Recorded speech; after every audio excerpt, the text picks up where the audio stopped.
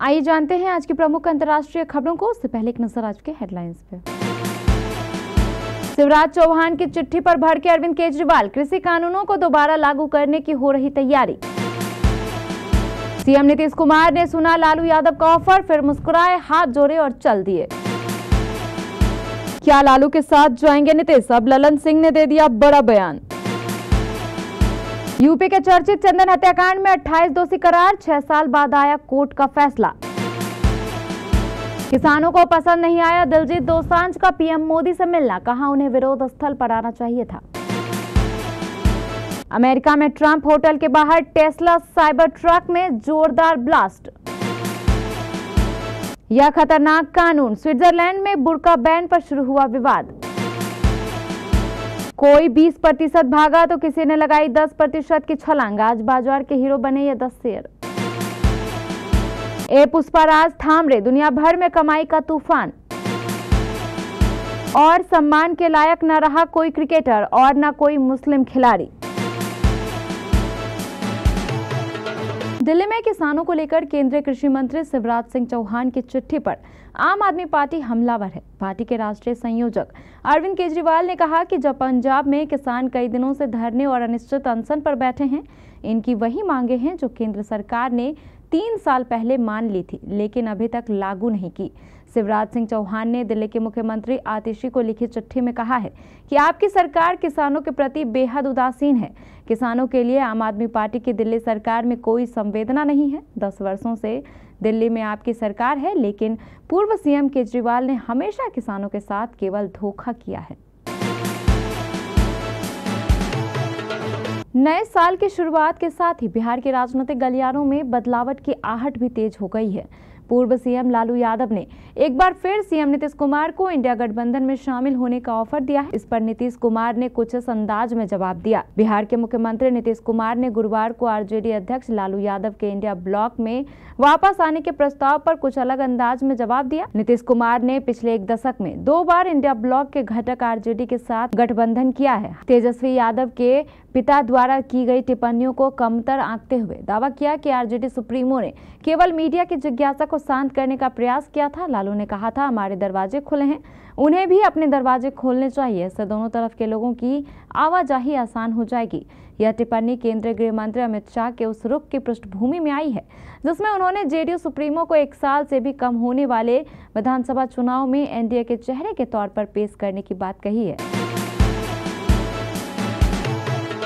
बिहार में एक बार फिर से उठे सियासी घमासान के बीच केंद्रीय मंत्री और जेडीयू नेता ललन सिंह का बयान सामने आया है। ललन सिंह ने इस बार लालू यादव द्वारा नीतीश कुमार को दिए ऑफर पर जवाब दिया है। ललन सिंह ने साफ साफ बता दिया कि जदयू का स्टैंड क्या है। हम एनडीए के साथ हैं और पूरी दृढ़ता के साथ हैं। लोग क्या कहते हैं मैं उस पर प्रतिक्रिया नहीं दे सकता, अभिव्यक्ति की स्वतंत्रता है, लोग जो चाहे कह सकते हैं। बता दें कि ललन सिंह का यह बयान लालू प्रसाद यादव के उस बयान के बाद आया है जिसमें उन्होंने कहा था कि सीएम नीतीश कुमार के लिए विपक्षी गठबंधन के दरवाजे हमेशा खुले हैं। कासगंज दंगे में मारे गए चंदन गुप्ता की हत्या में शामिल 28 लोगों को कोर्ट ने दोषी करार दिया है। गुरुवार को लखनऊ में एनआई कोर्ट ने यह फैसला सुनाया। इसके साथ ही कोर्ट ने 2 लोगों को बरी कर दिया। बता दें कि 26 जनवरी 2018 गणतंत्र दिवस के मौके पर यूपी के कासगंज में तिरंगा यात्रा निकाली गई थी। इस दौरान 2 गुटों के बीच विवाद हो गया। इसी बीच अभिषेक गुप्ता उर्फ चंदन गुप्ता की गोली मारकर हत्या कर दी गई थी। अभियोजन की ओर से 18 गवाहों को पेश किया गया, वहीं बचाव पक्ष की ओर से 23 गवाह पेश किए गए थे। चंदन की उम्र 20 साल थी। वो बीकॉम फाइनल ईयर के स्टूडेंट थे और घर के छोटे बेटे थे। इस घटना के बाद कासगंज हिंसा की आग में जल उठा था। कई वाहन और दुकानों में आग लगा दी गई थी। कासगंज में कई दिनों तक कर्फ्यू लगा रहा। करीब 1 सप्ताह के बाद शहर में हालात सामान्य हुए थे। आसिफ कुरैशी उर्फ हिटलर, असलम कुरैशी, असीम कुरैशी, शबाब, शाकिब, मुनाजिर रफ़ी, आमिर रफ़ी, सलीम, वसीम, नसीम, बबलू, अकरम, तौफीक, मोहसिन, राहत, सलमान, आसिफ जिमवाला, नीसू वासिफ, इमरान, शमसाद, जफर, साकिर, खालिद, परवेज, फैजान, इमरान, साकिर और जाहिद उर्फ जग्गा को दोषी करार दिया गया है।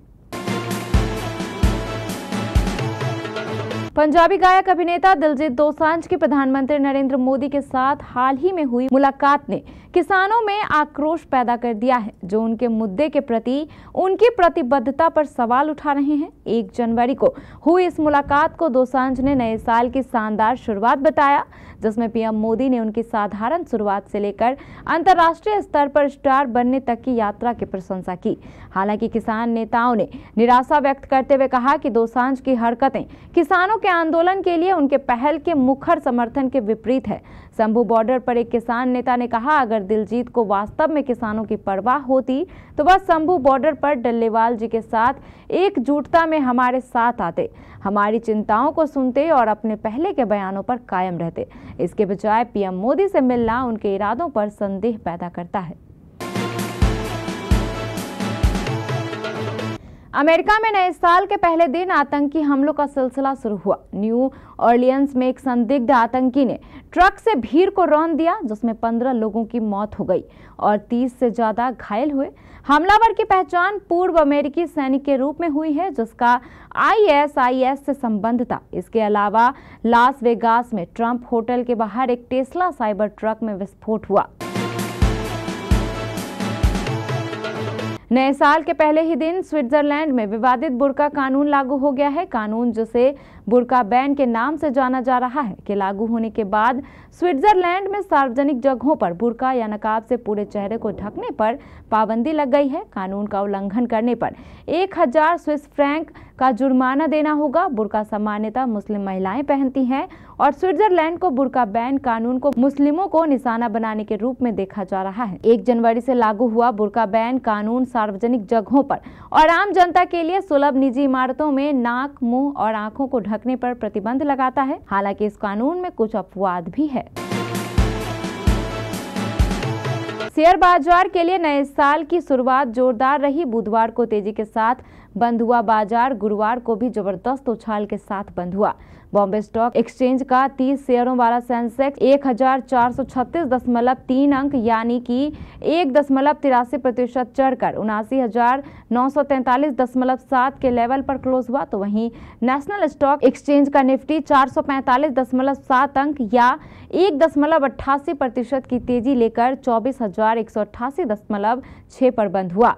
इस बीच लार्ज कैप कंपनियों ने धमाल मचाया तो स्मॉल कैप और मिड कैप कंपनियों के शेयर भी तूफानी रफ्तार में भागे।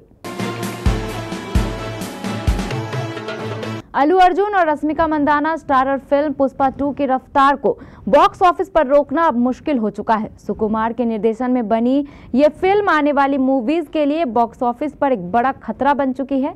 ऐसा लगा था कि बीतते वक्त के साथ मूवी का क्रेज कम होता जाएगा, लेकिन ऐसा हुआ नहीं। 28 दिनों में कई रिकॉर्ड अपने नाम कर चुकी इस फिल्म की एक कमाई में 1 जनवरी 2025 को काफी उछाल देखने को मिला। इंडिया में धांसू बिजनेस करने वाली पुष्पा 2 वर्ल्ड वाइड कहर ढा रही है।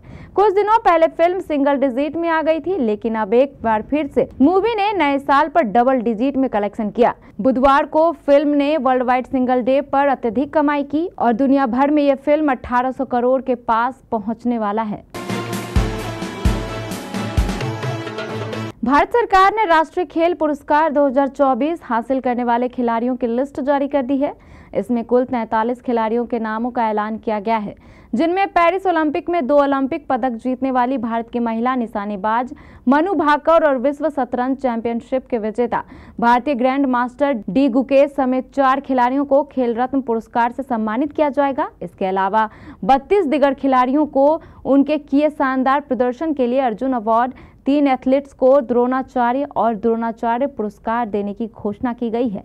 खास बात तो यह है कि अर्जुन पुरस्कार के लिए चुने गए 32 खिलाड़ियों में रिकॉर्ड 17 पैरा एथलीट्स का है।